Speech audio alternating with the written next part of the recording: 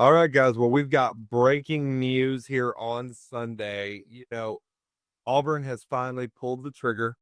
They have fired 6-16 in SEC play head coach Hugh Freeze. Now, Freddie, I'll let you give your take on this for a minute, in just a minute. First, I need my praise. I got on here despite them blowing out or putting up an offensive showing against Baylor. I got on here week after week in the early part of the season saying this team was fraudulent. It was going to show up. I didn't trust their offense.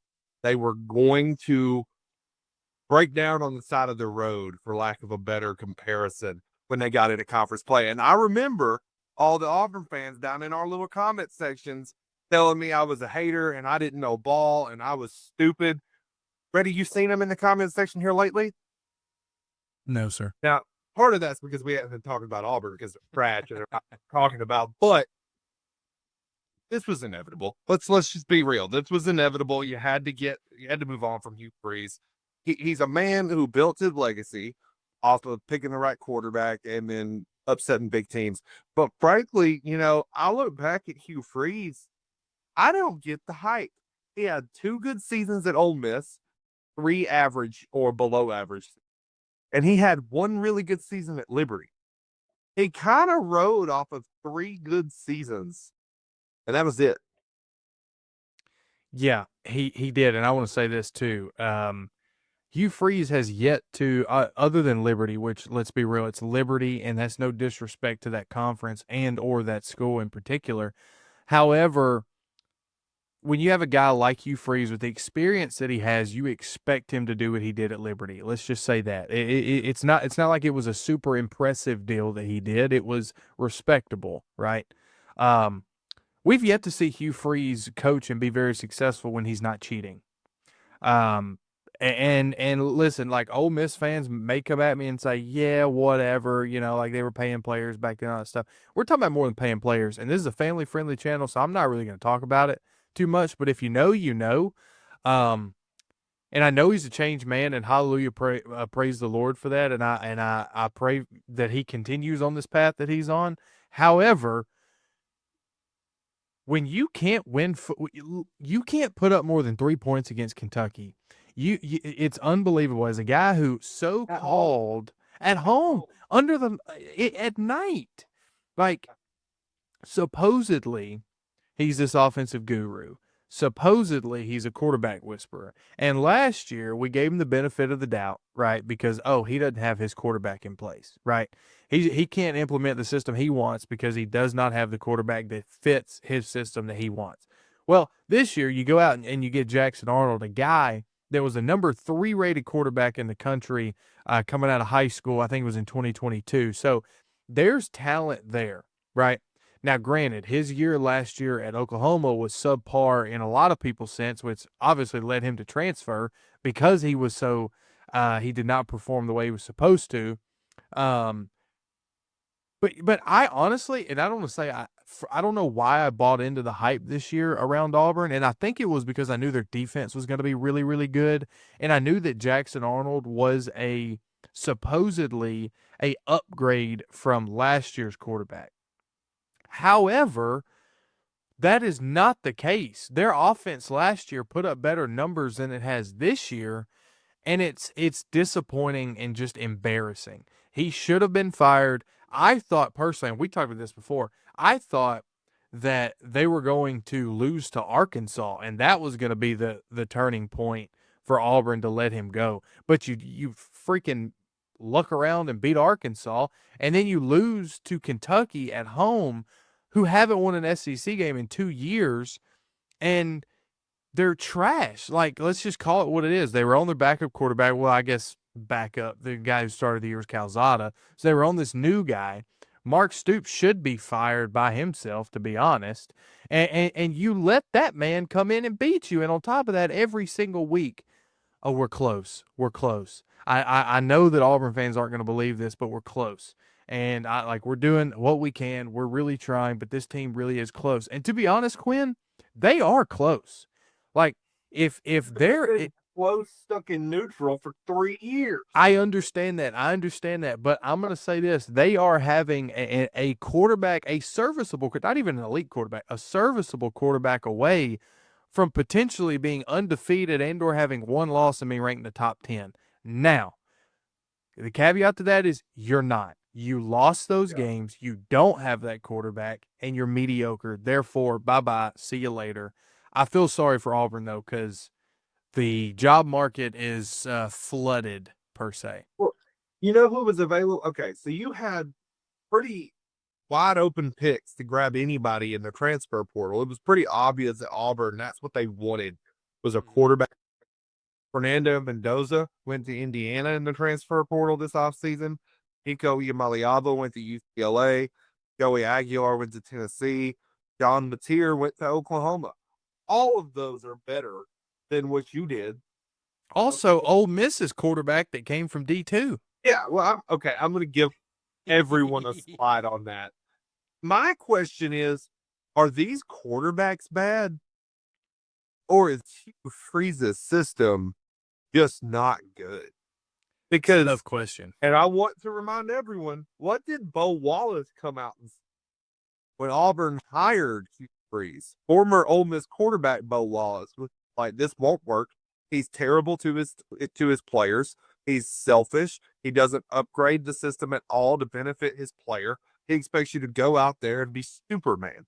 So unless he has Superman in the backfield, it don't work. But it worked so well at Liberty. You had like a borderline NFL caliber player in Malik Willis playing at a low level. Right. But now you come up to Auburn where if you're going to have that level of a superstar player, you got to have Cam Newton in your backfield. The Cam Newtons don't grow on trees. Okay. Correct. They don't. I think Hugh Freeze is a fraud. I'm a superstitious man. Okay. You made up fake stories about Brian Harsin doing inappropriate things with his grad student ladies that worked around the football program. A booster made that up to try and fire him. Then it came out that it was fake and he had to go through a whole nother season as the coach. And then turn around and hire Hugh Freeze? Yeah. I'm just saying. Like, I felt from the jump this was a cursed move that wasn't going to work. So go get a guy who knows how to build a program the right way, who's from the area, like John Summerall from Tulane. If I'm Auburn, that's who I'm trying to grab. Yeah. That's who I want. And start from scratch and buckle up, get ready, because at the end of the day, you still got to play Auburn or you still got to play Alabama and Georgia every season. That's not going to change. Yep. It's never going to be an easy job. So buckle up, get ready, because the Hugh Freeze stuff is done. Here's my conspiracy theory here. That there's been reports that James Franklin's been in contact with Virginia Tech. That's been widely reported, not just from your little small accounts. That's widely reported. Some say that he was close to signing a deal. I don't necessarily believe that per se. I think James Franklin's agent was stringing that along for this job to open because he had a feeling that it would. And I think that if Hugh Freeze would have been in a situation, or not just Auburn in particular, but another SEC school that's not LSU or Florida or Arkansas, because Arkansas is kind of bottom tier. I don't think that James Franklin would go to an Arkansas, but he would go to an Auburn. Like that's a program that he would go to. I'm a firm believer in. And so that's kind of my conspiracy theory, that they've been waiting on this job to open in particular. And if this job wasn't in the running beforehand, he probably would have already signed with either Virginia Tech or somebody else. So it'll be interesting to see how this goes from here on out. I love John Summerall. I love Clark Lee. Like, honestly, like I think that would be because and I say that because James Franklin also came from Vandy, did what he did at Vandy, and it's not easy to do. Now, it's easier now in the NIL era than when James Franklin did it. However, that's a hot name right now. I personally don't necessarily think that I would go with him, but that's a name that's being thrown around. I'll say this, and this was just kind of my feeling with all of these guys: Jeff Brown, Clark Lee, Brent Key, Kenny Dillingham. They're all at their alma maters. So, like, Yeah. yeah, there's a chance they'd be willing to leave for a bigger job, but that becomes a question of like what's in their heart and soul. Right. I can't speak to that.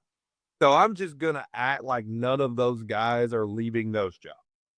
That's They fair. could, but I just wouldn't bet on it. You know what I mean? Now, Mhm. look, James Franklin, he's a stand-up guy, but if I'm Franklin, and I'll just be honest, I want to get out of that hardcore spotlight for a minute. And if you go down to Auburn, it's no different than where you were. Like, let's be completely But I think since all these other coaches have been fired, especially Brian Kelly, the heat's off of James Franklin. He's old news now. So he's not getting talked about like he was if he would have been the only big name that got fired. but what I'm saying is like you go take the Auburn job. The pressure that was on you at Penn State is the same pressure that's going to be on you at Auburn. I mean, you're going to have like a 2-year window to rebuild, but by year 3, yeah, you better be a consistent playoff. That's how Auburn feels about their program. You better Yeah. be. But think about what James Franklin was at Penn State, 9-3, 10-2. Now that's Also borderline. the guy who couldn't win a big game, and in the Big Ten, there's a lot more winnable low-end games than there is in the SEC. I hear you. I hear you. But from where Auburn's been, a 9-3, 10-2 borderline playoff team, they'll take over the next 5 years. I don't care if they never beat Alabama and Georgia over the next 5. Now, you get past that, that's a little bit different. But he could be a guy, and I don't want to use the term stopgap, but he could be a guy that could build it up. And then if if somebody else comes in, you never know. It's just in today's world, you never know. I'll counter you with this, and then we'll call it on this video because I think we're starting to kind of Yeah. circle the wagons a little bit. I don't think you get 5 years to try and win an Iron Bowl, and I'll tell you why. If Auburn is to lose the Iron Bowl this year, that will put them at 6 straight Iron Bowls lost. The record for longest Iron Bowl streak is 9 in the 70s for Alabama, and the second longest is 6 for Auburn in the early 2000s. Mm-hmm. There are only 3 other streaks that are 5. The current one from the 50s for Auburn, and one from the 60s for Alabama. So losing this many Iron Bowls in a row does not happen all that much. So if you're Franklin, I don't think you have that long of a window to try and win an Iron Bowl. I think you got by year 4. By your second home Iron Bowl, you have to have won an Iron Bowl. If you get That's fair. 4 straight, like if you get to that 4th straight Iron Bowl loss, that would put them at 10 straight Iron Bowl losses. Like that's not gonna. No, that is the most important game on their schedule every freaking year, and it's not even close. So I'll be curious to know what Auburn fans think. So be sure to leave that comment down below, by the way, on who you want, reactions, all that stuff. yeah, make sure you comment down below, like, follow, subscribe. We put out content like this every week, 5, 6, 7 videos a week. We just bunch of guys who get on here, pop ball, just chat it up. So let us know what you think down below. We're gonna get out of here. We're done talking about Hugh Freeze. I've been Quinn. That's been Freddie. We're logging off.